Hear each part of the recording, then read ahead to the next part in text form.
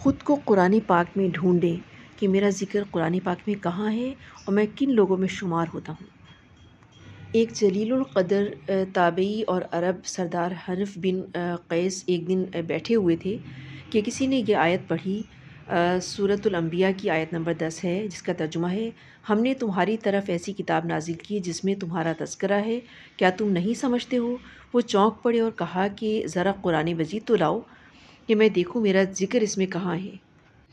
انہوں نے قرآن مجید کھولا، کچھ لوگوں کے پاس سے ان کا گزر ہوا جن کی تعریف یہ کی گئی تھی۔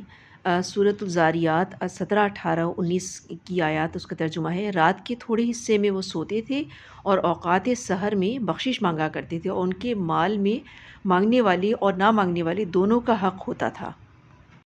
اور کچھ لوگ ملے جن کی حالت یہ تھی، سورۃ الحشر آیت نمبر 9، اور دوسروں کو اپنی جانوں سے مقدم رکھتی ہیں، خواہ ان کو خود احتیاج ہی ہو، اور جو شخص حرص نفس سے بچا لیا گیا تو ایسے ہی لوگ مراد پانے والے ہیں۔ اور کچھ لوگوں کی زیارت ہوئی جن کے اخلاق یہ تھے، سورۃ الشورى آیت 37، اور جو بڑے بڑے گناہوں اور بے حیائی کی باتوں سے پرہیز کرتے ہیں اور جب غصہ آتا ہے تو معاف کر دیتے ہیں۔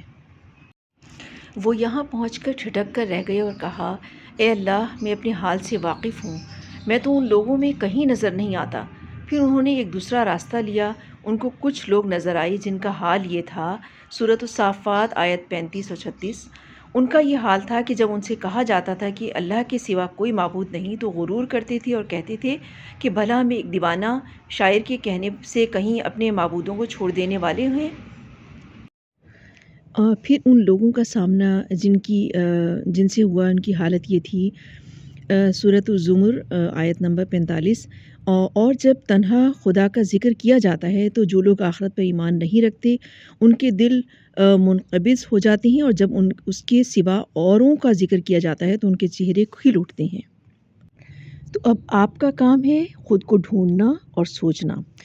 کافی ساری آیات آپ کے سامنے آئی ہیں، سوچیے اور خود پر غور کیجیے کہ ہم کن لوگوں میں سے ہیں۔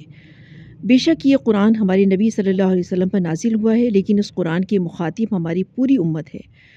قرآن کو ایسے پڑھیں جیسے اللہ سبحانہ وتعالیٰ آپ سے کہہ رہی ہیں۔ ہر آیت اپنے معنی و مفہوم کے لحاظ سے بہت سے مطالب رکھتی ہے۔ ہر آیت پر تدبر کریں، غور و فکر کیا کریں، کچھ سمجھ کر پڑھا کریں۔ آپ کی پوری زندگی اس قرآن پاک میں لکھی ہے، کن حالات میں کیا فیصلہ کرنا ہے، سب اس کلام پاک میں لکھا ہے۔ بس ہماری بدقسمتی ہے کہ ہم نے قرآن پاک کو بڑھاپے میں پڑھنے کے لیے رکھ دیتے ہیں اسے۔ اللہ سبحانہ وتعالیٰ ہمیں قرآن سے ٹوٹ کر محبت کرنے کی توفیق عطا فرمائے، آمین ثم آمین، اور قرآن کے مطابق زندگی گزارنے اور اس پر عمل پیرا ہونے کی توفیق عطا فرمائے، آمین۔ اللہ تعالیٰ ہمیں ہدایت عطا فرمائے، آمین ثم آمین۔